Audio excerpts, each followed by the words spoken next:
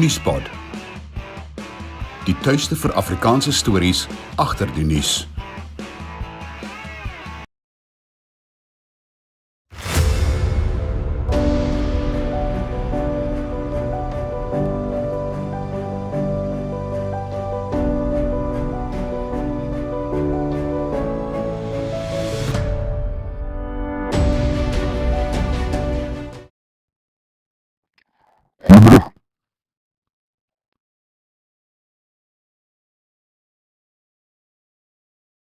Goeiemiddag en baie welkom by 'n nuusfokus hier op Nuuspod. Dis Woensdag 17 Januarie, dit het pas 1 uur geword en in ons nuusbulletin onderwysaktivis waarsku ouers en leerders oor onwettige skole. AfriForum verwelkoming die verlenging van die spertyd vir geskrewe voorleggings oor die Bela wetsontwerp. En kommer neem toe oor Suid-Afrika se verkiesingsstelsel wat al hoe meer in twyfel getrek word. Die onderwysaktivis Hendrik Makanetta maan ouers en leerders om waaksaam en op die uitkyk te wees vir skole wat onwettig in die land bedryf word. Die eksamenwaghond Umalusi het verlede jaar gewaarsku teen die vinnige toename in onwettige aanlyn skole en die toename in aangemelde gevalle van vals sertifikate. Makanetta sê onskuldige en niks vermoedende studente is lank genoeg bedrieg deur misdadige elemente wat ongeregistreerde skole bedryf. AfriForum verwelkom intussen die uitstel van die spertyd van 19 Januarie vir die publiek om skriftelike voorleggings in te dien oor die wetsontwerp op wysiging van die basiese onderwyswette. Die spertyd is nou die 31ste Januarie. 'n Woordvoerder van AfriForum, Alana Bailey, sê indien die Bela wetsontwerp in sy huidige formaat goedgekeur word, sal die besluitnemingsbevoegdhede van gemeenskappe en ouers ten opsigte van baie belangrike aspekte van hulle kinders se opvoeding beëindig word. Kibo Energy, wat in Ierland gebaseer is, sê hy het voorwaardelik voorlopige goedkeuring gekry vir ontwikkelingsbefondsing vir 'n afval tot energieprojek in Suid-Afrika. Een van die maatskappy se skemas is die ontwikkeling van Sustainable Energy se projek vir plastiekafval tot sintetiese olie in Gauteng in vennootskap met Industrial Energy Solutions. Die eerste fase bestaan uit die produksie van 2,7 megawatt plastiek tot syngas en is in 'n gevorderde projekontwikkelingsstadium.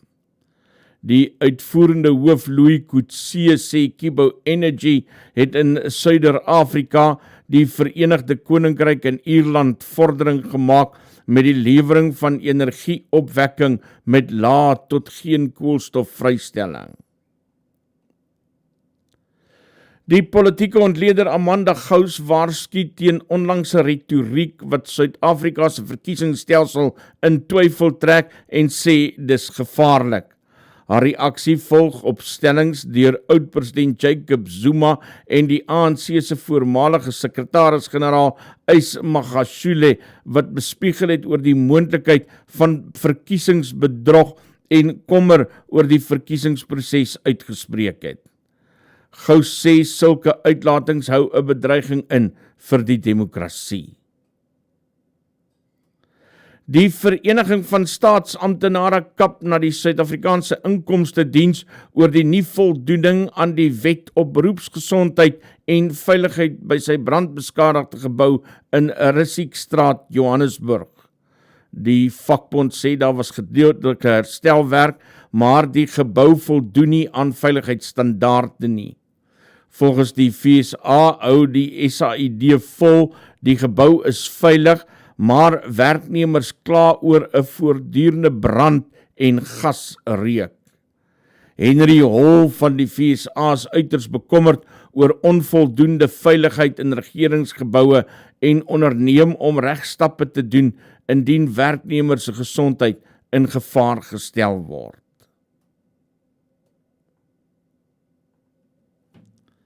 Die onafhanklike verkiesingskommissie het intussen R5 miljoen toegeken aan politieke partye wat in die parlement verteenwoordig word en die ANC kry die grootste deel daarvan. Dit is in ooreenstemming met die regulasies wat die Veelparty Demokrasie Fonds beheer. Die OVK het aan Nuus24 gesê, die geld sal aan elke party toegeken word volgens die formule van proporsionele deling, wat beteken 67% proporsionele aandeel en 33% gelyke aandeel. Hy sê die formule van proporsionele deling is gegrond op die aantal setels of verteenwoordiging wat die party in die nasionale vergadering en provinsiale wetgewers het. Die DA in KwaZulu-Natal het kommer uitgespreek oor die groot aantal gevalle van kullery tydens die matriek eindeksamen in die provinsie. Dis jou nuusbulletin hier op Nuus Fokus. Volgende kom ons finansiële verslag. Goeiemôre, woensdagoggend 17 Januarie en nou ja, die Amerikaanse mark het gisteraan so bietjie teruggesak. Hulle was so onseker, maar tog 'n bietjie teruggekom. Onthou, hulle het 'n baie sterk 9 weke agter die blad, maar vanmôre skok China die mark weer met baie slegte ekonomiese syfers vir hulle 4de kwartaal en dit plaas die Hang Seng sommer erg onder druk. Julle sal net daai syfer hoor.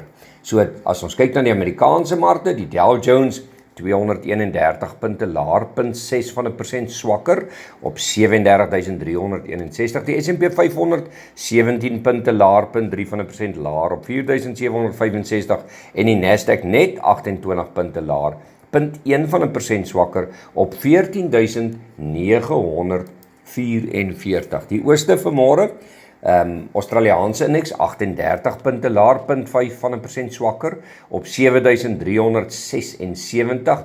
Nikkei van Japan nog net positief 10 punte op, 0,1% sterker op 35.629 en die Hang Seng hoor hierso 2,8% laer, 446 punte swakker op 15.419. Ja, harde slagting daar. By ons gister mark ook in die rooi gewees, is basies amper net Capitec en Pick n Pay wat hulle koppe mooi opgetel het. Top 40 indeks 645 punte laer, 0,9% swakker op 66.608 en die algehele indeks verloor 668 punte, 0,9% swakker op 73.008. Wel, as ons kyk na Bitcoin vanmôre, 42.813, dis al amper $7,000 laer as toe hy genoteer is of geerken word as 'n beursverhandelde fonds op die Amerikaanse markte, so 'n behoorlike slagting daar, vanmôre $379 swakker. Wel, goud verloor ook so 'n bietjie glans gister, 2027 vanmôre, dis so $12 swakker as gister. Silwer 22.96.5% swakker. Platinum op die kop by daai 900 vlak, nou 901, so $3 laer en palladium lig daarom sy kop $1 op 939. Brent olie 77.74, so dis so katspoegie laer, 0,7 swakker as wat hy gister was. Vir die boere gister, eintlik 'n gemengde prentjie, maar die rand het skielik gehelp, toe die rand begin verswak, toe skop die pryse mooi op. Witmielie-prys R15 beter, sluit op 3.742, geelmielie-prys R20 laer op 3.603, die sojaprys mooi op R179 sterker op 8.514, sonneblom R145 beter op 8.745, koring R22 op 6.171 en die sojaprys R190 beter op 8.339. So dit het sommer goed gegaan met daai ander sagte kommoditeite, maar met die rand vanmôre wat ek nou net vir julle gaan deurgee, kan dalk ook aksie veroorsaak vanmôre met bietjie stygings. Rand vanmôre baie veld verloor gister, R19.01 teenoor Amerikaanse dollar. Dis so amper 20 sent swakker as gisteraand of gistermiddag, 20.66 vir 'n euro en 'n Britse pond R23.98. 98 sent. So dit was nou behoorlik skielike verswakking in die rand daarso. Wel, van die nuus, een van die hooftemas by Davos, waar al daai slim besigheidsmanne en regeringslui van reg oor die wêreld bymekaar kom, is beslis hoër rentekoerse. En daai rentekoerse sê hulle kan dalk vir langer 'n bietjie hierbo bly. Inflasie in Europa lyk tog of dit besig is om te verlangsaam. JP Morgan verkies Indië as hulle mark in die ooste vir beleggings. Die vraag na skeepsvraghouers is aan die toeneem nadat die oorlog tussen Israel en Hamas steeds aanhou. Dan plaaslik 'n slegte treinongeluk naby Richards Bay, kniehalter byna alle steenkooluitvoere vanuit Suid-Afrika uit. Ja, nog weer slegte nuus daarvan van die spoorweë af, né? Residensiële eiendomspryse daal reg oor die land, sê ontleeders, behalwe vir die in die Suid-Kaap. So hulle eiendomme styg nog al die pad.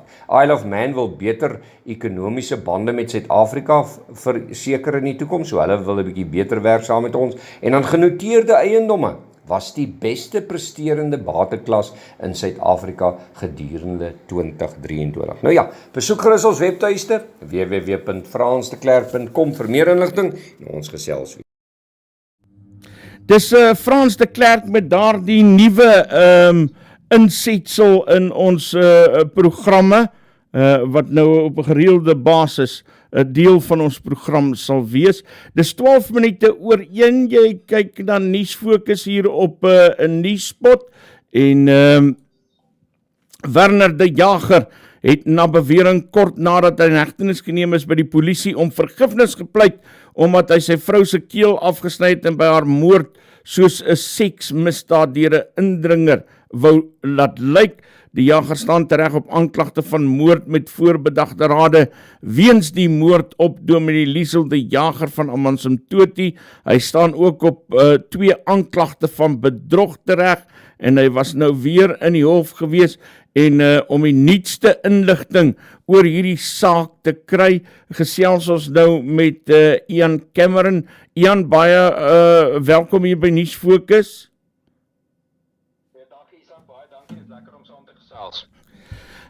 Ian, die nuutste inligting, daar het heelwat nuwe inligting gister uit in die hof na vore gekom. Werner probeer nou nog steeds borgtog kry. Kan jy dit dalk met ons deel? Ja, definitief. So die saak is uitgestel tot later hierdie maand, tot die week van die 24ste. Ek dink wat vir my uitgestaan het gister of eergister dan toe hy verskyn het, was maar die inligting wat uitgekom het oor die versekeringsbedrog of moontlike versekeringsbedrog. Ek dink dit was vir 'n lang tyd 'n sterk vermoede gewees en daar was baie hoorsê daaroor. En nou word dit werklik gebruik as, kom ons noem dit maar ammunisie of skietgoed teen Werner. Ek moet eerlik wees, Isak, ek dink nie hy gaan borg kry nie. Dit sal vir my baie vreemd wees as hy doen. Hy's 'n vlugrisiko, hy's 'n selfdoodrisiko.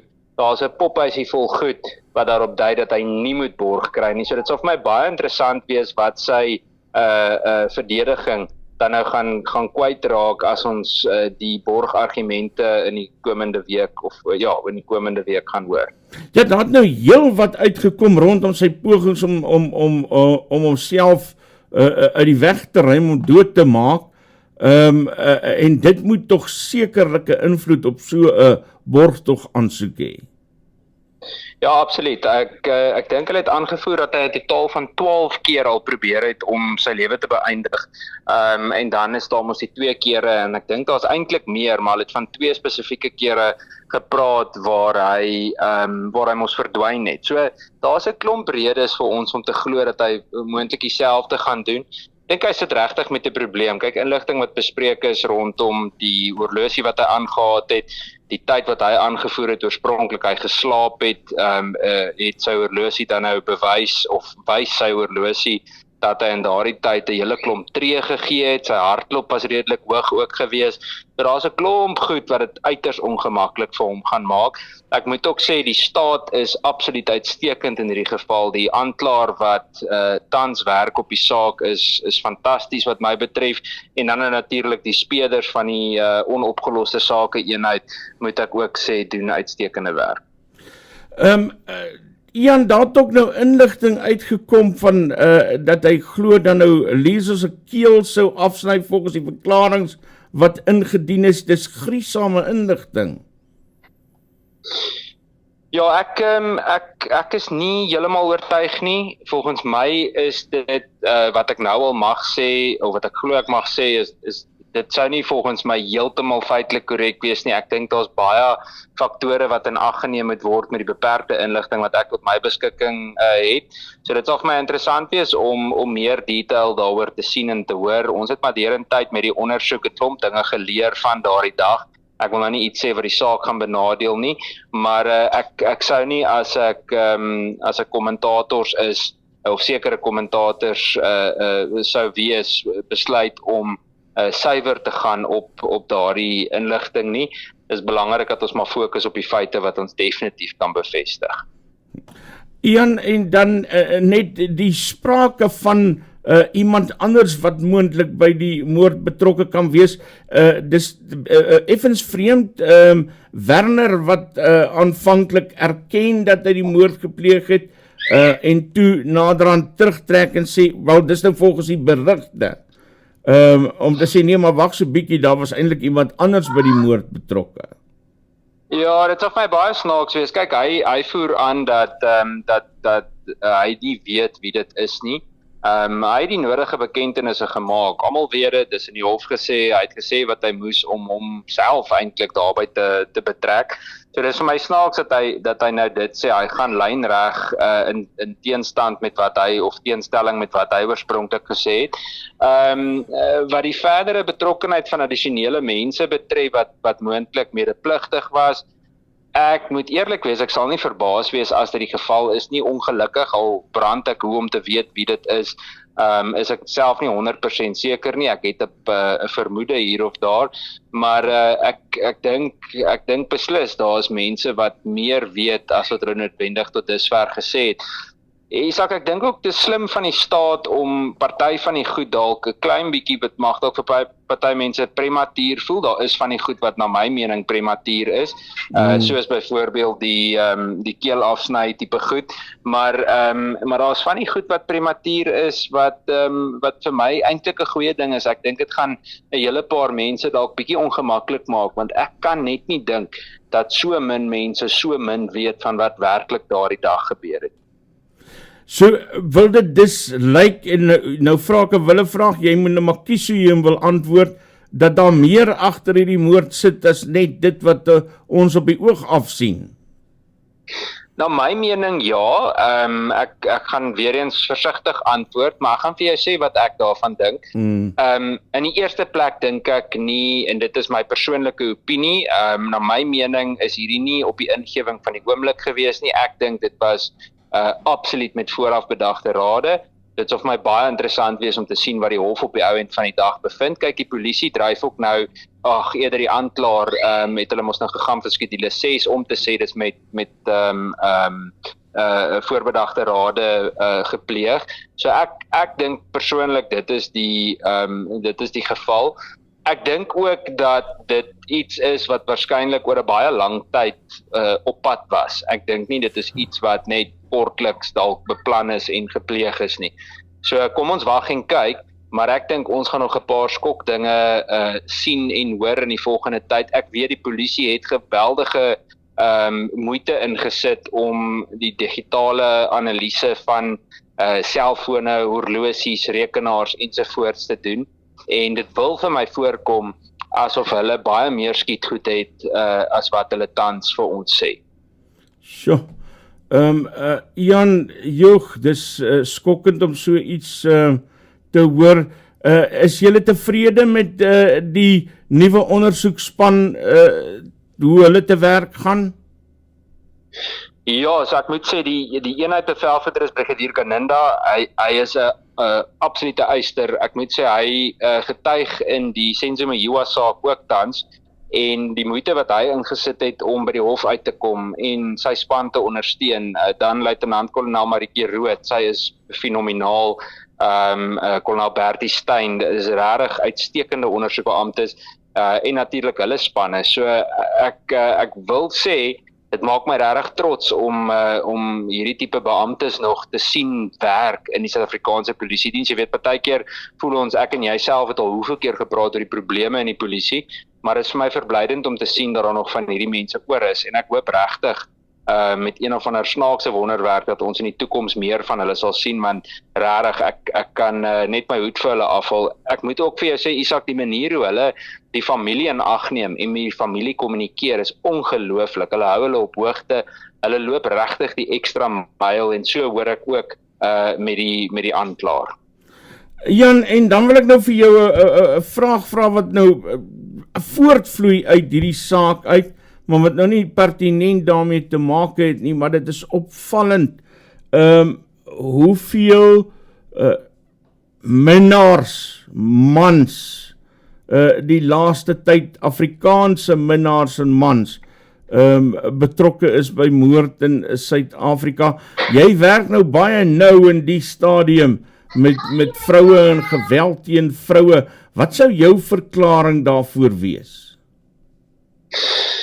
So Isak, dit is 'n baie, ek dink is 'n baie in diepte gesprek wat ons eintlik kan voer. Ek dink in die eerste plek is daar 'n paar goed rondom sosiaal-maatskaplike kwessies wat versleg in Suid-Afrika wat ons in ag moet neem.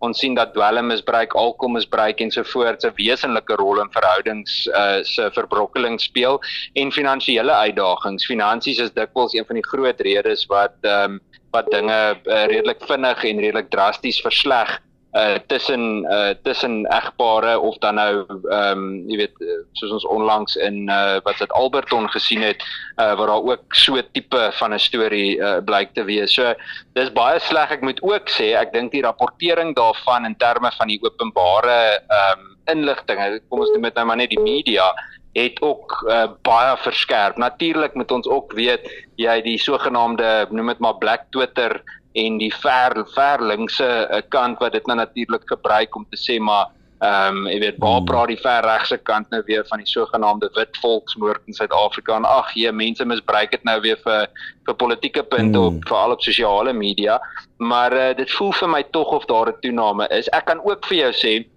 dat hierdie tipe geweld nie net toeneem onder 'n sekere bevolkingsgroep nie. Wat ons betref met Action Society se werk, blyk dit toe te neem tussen alle kultuurgroepe. Om die waarheid te sê, wat vir my wel 'n bietjie meer uitstaan is die hoeveelheid mense vanuit 'n meer middel en selfs 'n bietjie 'n ryker, kom ons noem dit maar 'n ryker middelklas, wat ons kontak vir hulp is beslis aan die toeneem.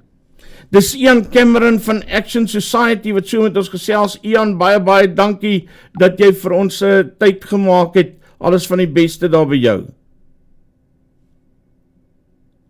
Ons het vir Ian verloor, is Ian met wie ons gesels het. As ek terugkom, gesels ons oor ons volgende storie. Hou vas.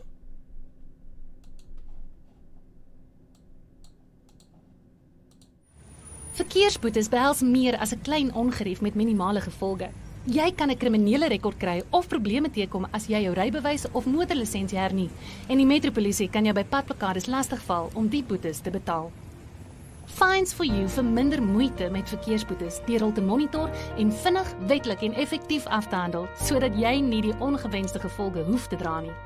Ons spesialiseer in groot vlote en streef daarna om jou geld te bespaar.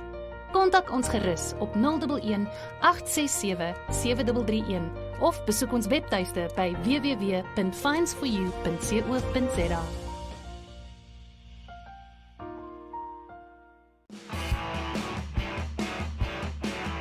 Nuuspod.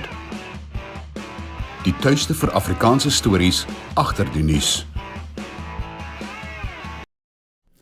Dis Woensdag 17 Januarie 13:25 pas geword hier by Nuusfokus op Nuuspod, en in ons volgende storie kyk ons na die byeenkoms van die ANC die afgelope naweek in Nelspruit, toe hulle 123ste bestaansjaar hier by die Mbombela stadion kom voer het. Heel wat dorpenaars wat baie ongelukkig was oor vermorsing en besoedeling wat gedurende die naweek plaasgevind het, maar tot die munisipaliteit se krediet moet 'n mens sê, hulle het daarom So hier teen maandagmiddag kon hulle toe nou als klaar skoonmaak en het die dorp al beter gelyk as wat dit die naweek gelyk het. Wat egter wel 'n probleem veroorsaak het, is een van die bloulig konvooie van een van die afgevaardigdes hier na die vieringe toe. En hulle was in 'n stadium in 'n botsing betrokke met 'n jong vrou hier van Nelspruit. Die jong vrou het in 'n wat noem jy daai klein motortjie nou weer? Ek gaan nou na hom toe terugkom. In 'n klein motor gery en die motor is afgeskryf in hierdie ongeluk wat daar nou redelik in 'n dilemma los en ek lees so 'n kort stuk kommentaar wat ons hier uit die Laagveld op een van die Laagveld Facebook blaaie gekry het. Marius Bakkes wat skryf redelike en verantwoordelike inwoners van Nelspruit het die afgelope naweek verstom gestaan oor die roekelose wyse hoe besoekers aan die stad onder meer ons paaie gebruik het. Luukse motors met flitsende blou ligte het verkeersligte verontagsaam en op die mees uitdagende wyse minagting vir stedelike reëls en regulasies getoon. Ek gaan my nie uitspreek teenoor die algemene gedrag van die regerende elite en hulle ondersteuners wat ons hier ervaar het nie. Ons weet waarmee ons sit.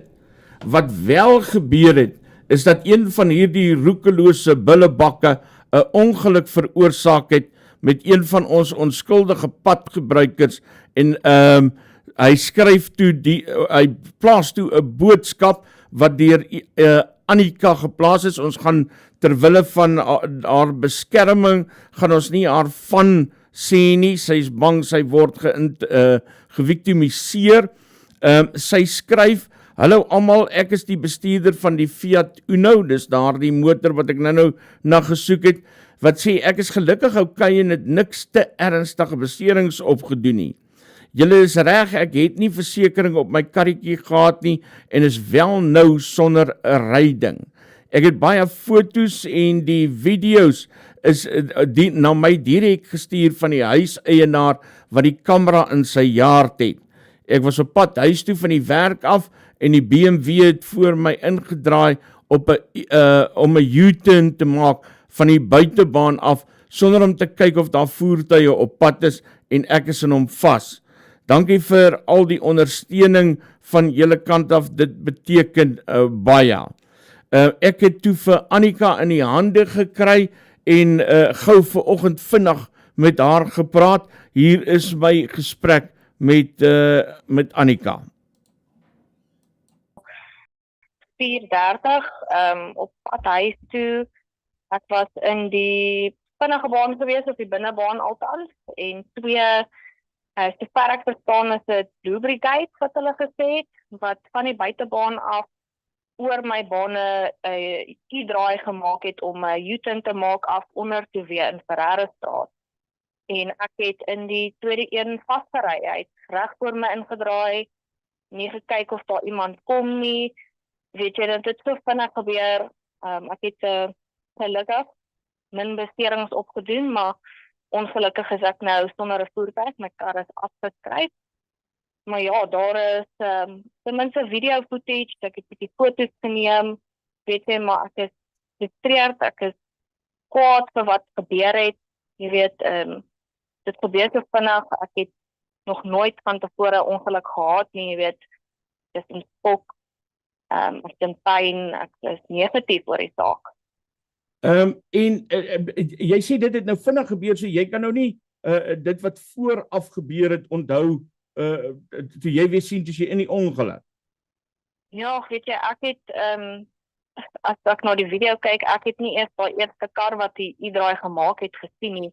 Toe ek by is, toe is ek in die kar vas, en ek het alles vergeet wat voor gebeur het. Dit voel maar vir my so skok, het voel amper soos PTSD. Weet nie hoe dit voel nie, maar ek dink dit is hoe dit moet voel.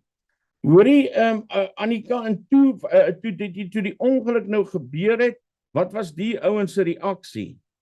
Yes, ek weet jy, hulle het glad nie met my kontak gemaak na die ongeluk gebeur het nie. Hulle het nie na my toe gekom om te vra dat okay nie. Hulle het een kant toe gestaan. Hulle wou nie eers met my sien wat my kom help het. En hy was die eerste ou wat ek aan gedink het, hy werk saam met my. Hy het net agter my gery met robot. En ek het hom toe gebel en hy het my foto's so goed van neem. Ongelukkig, weet jy, was dit 'n moeilike saak. Hy het foto's geneem van hulle voertuig en die een volgens my vriend sy hemp opgelig om sy vuurwapens kom te wys en gevra is daar 'n probleem. En hy het hom afgewys en gesê daar is 'n probleem, hulle het 'n ongeluk gemaak en probeer net foto's neem. Ja, Van daar af was ek in die ambulans en ek weet nie wat die beampte verder gedoen het nie. Jy weet, 'n man het my nommer gevat, ID gevat en al daai details gekry. Ek moet nog met die polisie praat, hulle moet nog 'n verslag kry, maar sover is ek in die bed, ek lê, ek het 'n baie pyn. Julle weet mos maar hoe is 'n ongeluk, is hooplek en 'n seer, alles is skryf, maar gelukkig, dankie Here, ek het nie 'n been gebreek nie, ek is nog hier. Ongelukkig het my voertuig nou net by die deur uit. so sê gou vir my, jy dis nou nog ook nie met die polisie gepraat nie.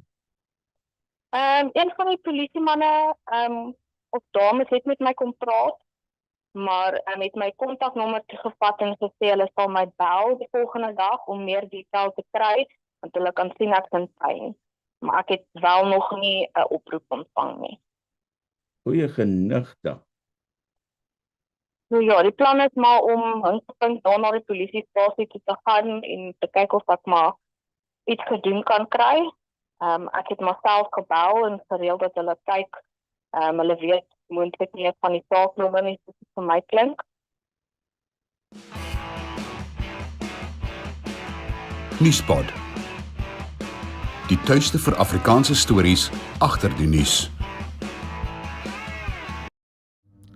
Annika wat so met ons gesels oor haar ondervinding met die Blouligbrigade hier in Nelspruit. Dit was maandag gewees wat hierdie voorval plaasgevind het. En net nog een van die vele stories wat teen daardie eenheid gelys kan word en die absolute roekelose manier waarop hulle Suid-Afrikaanse paaie gebruik en die minagting wat hulle vir Suid-Afrikaanse motoriste het. Ons gaan gou vinnig kyk na buitelandse nuus voor ons volgende storie. Swaar sneeu en ysreën waarskuwings belemmer glo reise in Duitsland. Daar's waarskuwings oor ewige winterweer wat gelei het tot die kansellasie van honderde vlugte op Duitsland se besigste lughawe Frankfurt, terwyl die land gereed maak vir swaar sneeuval en ysige reën. Die lughawe het 570 van 1047 vlugte op die skedule afgestel, terwyl die lughawe in München 250 van 650 geskeduleerde vlugte gekanselleer het. AFP berig die laadrukstelsel Gertrud tref Suidwes en Sentraal Duitsland met verwagtinge van tot 40 cm sneeu en gevaarlike ysige padtoestande. Die nasionale spoorwegonderneming Deutsche Bahn waarsku oor vertragings en kansellasies van sy streeks en langafstandnetwerk. Time Bank het 'n beduidende mylpaal bereik en die eerste digitale bank in Afrika geword wat in minder as 5 jaar sedert sy bekendstelling gelyk gebreek en winsgewendheid bereik het. Die uitvoerende hoof Koenraad Jonker het sy tevredenheid uitgespreek en dit is 'n deurslaggewende oomblik vir Suid-Afrika se enigste swart beheerde bank beklemtoon. Time Bank wat in 2019 bekendgestel is, spog met sowat 8,5 miljoen kliënte en word tans beskou as een van die vinnigst groeiende digitale banke wêreldwyd wat sy plek verseker het as die eerste digitale bank in Afrika om hierdie finansiële mylpaal te behandel. China se bevolking het verlede jaar die tweede agtereenvolgende jaar gedaal, wat vrae laat ontstaan oor die land se toekomstige groei. Die Nasionale Buro vir Statistieke skryf die daling in geboortes en styging in sterftes toe aan 'n verslapping van COVID-19 beperkings. Die bureau sê die geboortekoers is die laagste sedert die stigting van kommunistiese China in 1949 met 9 miljoen babas wat in 2023 gebore is, die helfte van die geboortesyfer van 2016. Sterfgevalle het gestyg tot 11,1 miljoen rand en die regering het oproepe herhaal vir groter gesinne om demografiese uitdagings die hoof te bied. Brittanje se inflasie het volgens amptelike data in Desember onverwags toegeneem en verwarring veroorsaak rondom die verwagtinge van 'n verlangsaming en die hoop op 'n rentekoersverlaging laat kwyn. AFP berig die kantoor vir nasionale statistiek het in 'n verklaring gesê die verbruikersprysaanwyserkoers het verlede maand tot 4% geklim nadat dit in November verlangsaam het tot 3,9%. Dit was die laagste vlak sedert September 2001. Die eerste teenstropingseenheid in Zambië wat uit vroue bestaan, Conservation Lowe Zambezi, help aktief met die beskerming van bedreigde wildspesies. Hulle werk saam met die Departement van Nasionale Parke en Natuurlewe om stroping en ander onwettige bedrywighede te verhoed. En die woordvoerder Pieter Longwe sê, hulle werk met plaaslike gemeenskappe saam om oplossings te vind vir die konflik tussen mense en die natuur, veral in die gebiede aangrensend aan die park waar hulle bestaansboerdery beoefen. Longwe sê die eenheid verteenwoordig 'n beduidende stap om vroue te bemagtig ten opsigte van bewaring. Die Amerikaanse Senaat het 'n voorstel verwerp wat die Departement van Buitelandse Sake sou verplig om menseregte skendings aan te meld wat dalk kan plaasvind wanneer Amerikaanse toerusting in die oorlog in Gaza gebruik word. Die voorstel wat met 72 stemme teen 11 verwerp is deur die progressiewe onafhanklike Bernie Sanders gelei. Amerika gee jaarliks sekuriteitshulp ter waarde van 72 miljard rand aan Israel en dit wissel van vegvliegtuie tot kragtige bomme en Sanders sê die voorstel was die begin van pogings om die oorlog se verwoesting te beperk.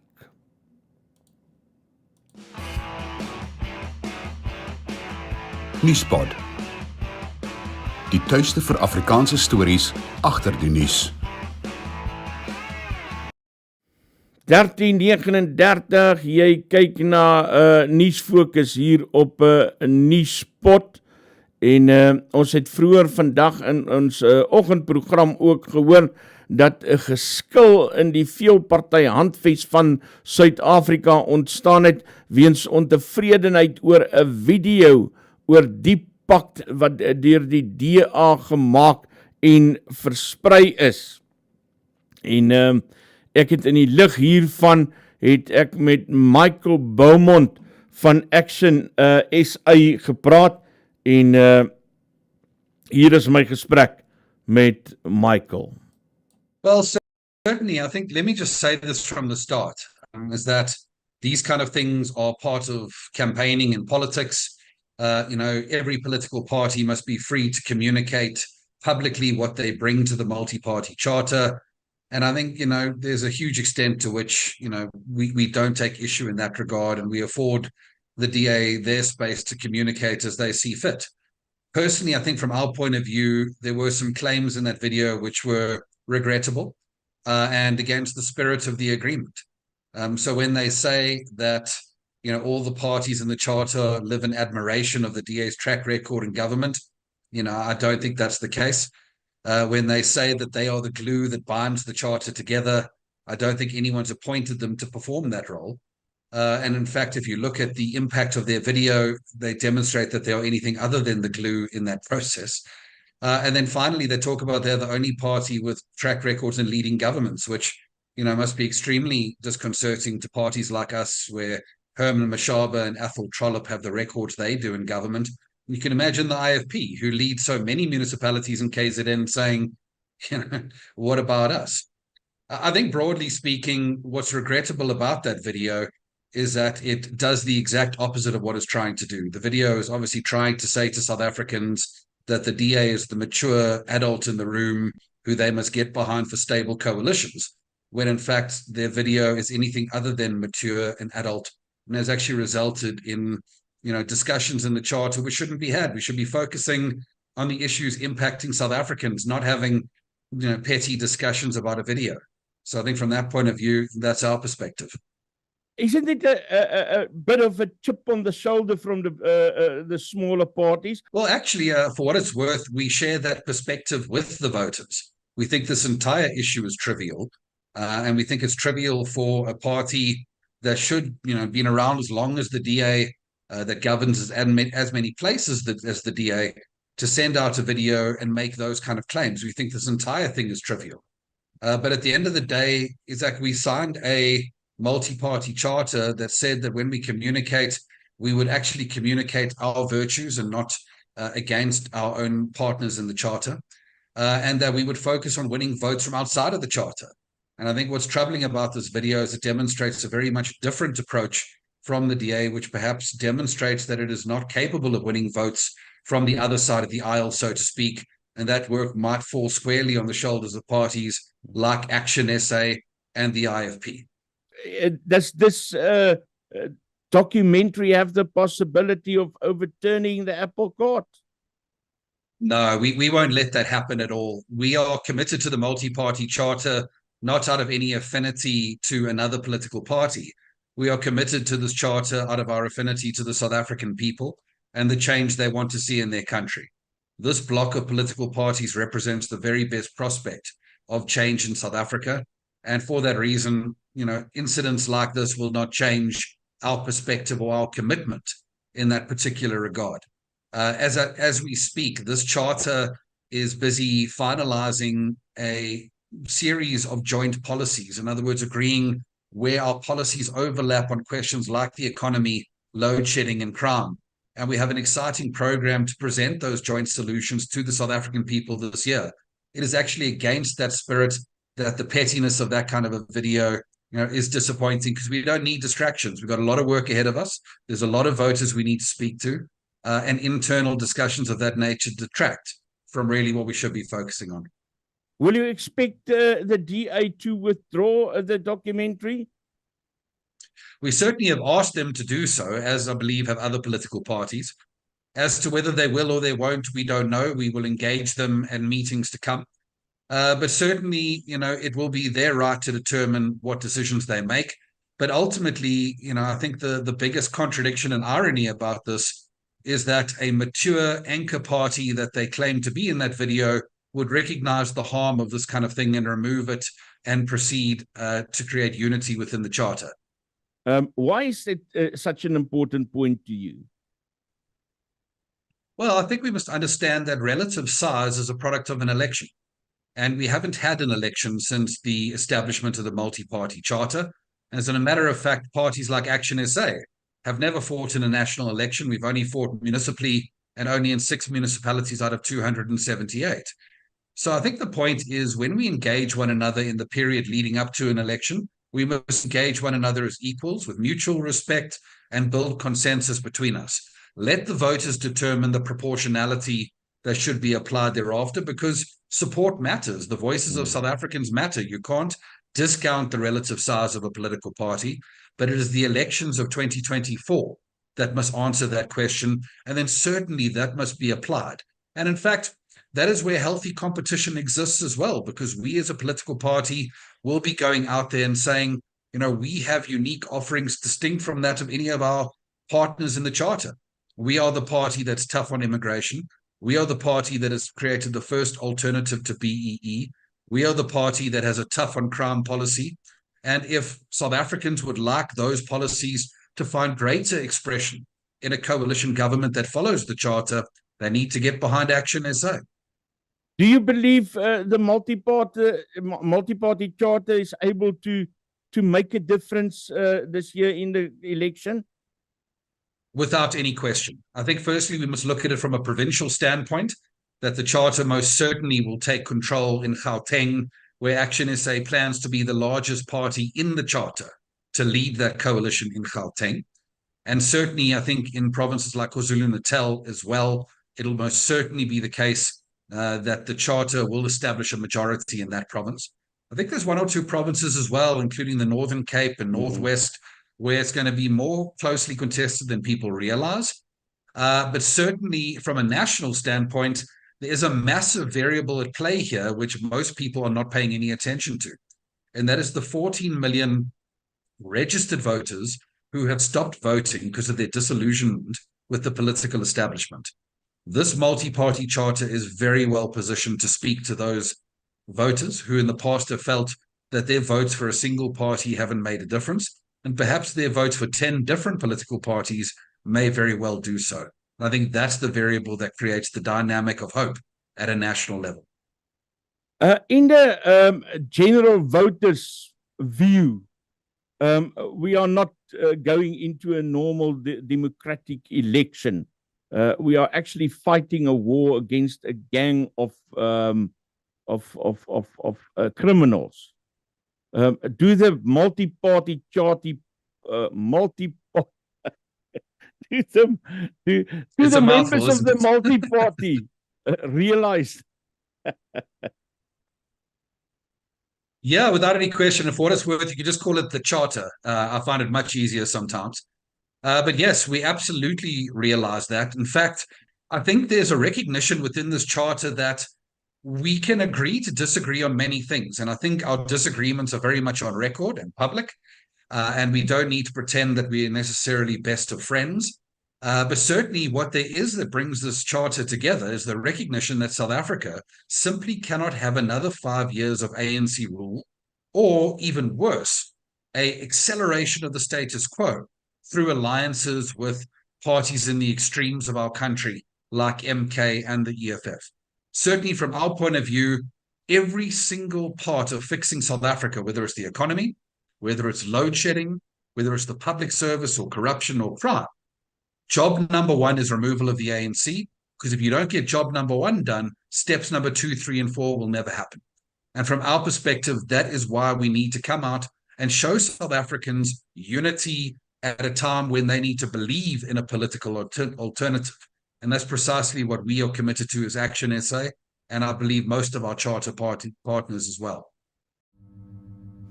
Dit is Michael Bowman van Action SA wat so praat oor daardie berig dat sommige mense ontsteld is oor die DA se dokumentêr wat handel oor hierdie veelparty konflik. Dat ek nou so val oor daai multi-party chartie, nee, ja. Ek sien Debbie Koen sê hier, sy hoor Zuma mag nie beskikbaar wees vir 'n politieke party nie, die ANC het hom aangevat. Yeah, right. So, hoeveel van hulle hoort ook hoeveel van die ANC hoort in die parlement? Ja, ek weet nie. Ek sal dit nou maar eers glo die dag as dit werklik so is. Daar is in hierdie lyntjie van ons is daar nie altyd bestendigheid oor hierdie soort goed nie. Die Suid-Afrikaanse Joodse Raad vir Afgevaardigdes met wie ons vroeër die week gesels het oor die geval David Tiger het toe 'n vergadering met Cricket Suid-Afrika gehad en blykbaar onverrigter sake daar uitgestap en hulle wend hulle nou tot die internasionale Cricketraad om te kyk of hulle hierdie kwessie opgelos kan kry. Net so op die kantlyn ook Ek het al verskeie male vir Losse Naidoo gebel en boodskappe gelos, maar soos al die ander media ignoreer hy al ons navrae en weier hulle om te reageer hierop. Nou het Business Live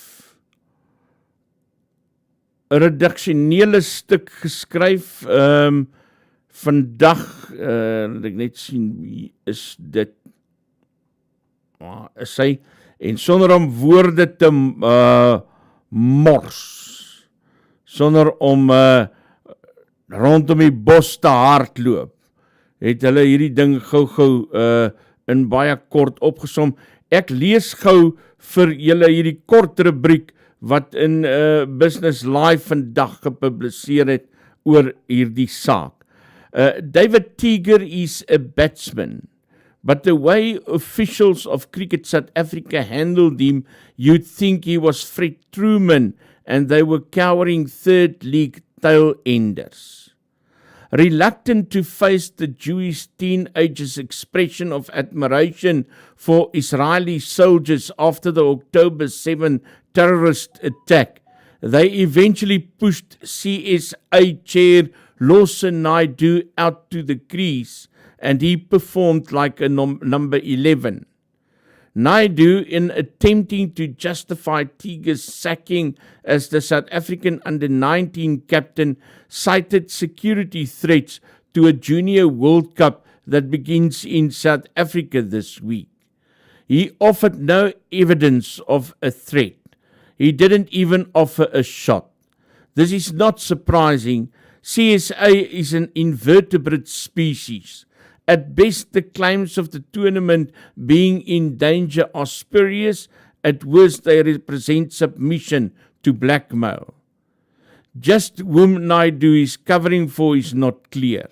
CSA is a race-obsessed organization with all kinds of quotas that smack of Verwoerdian ideology. Is there also a faction that has an anti-Semitic agenda? Naidoo denies this, but suspicions remain.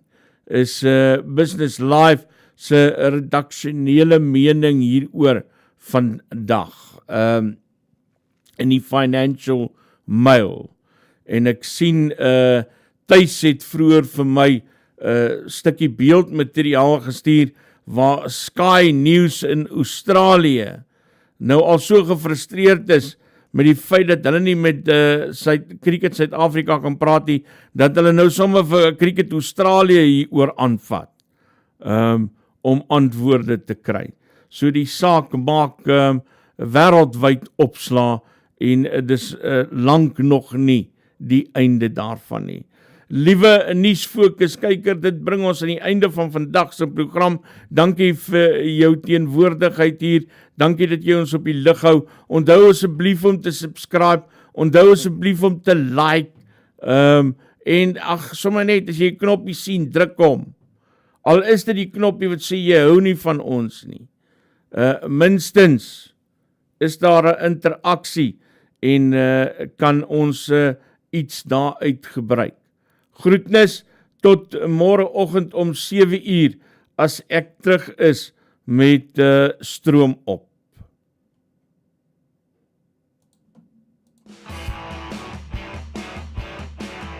Nuuspod.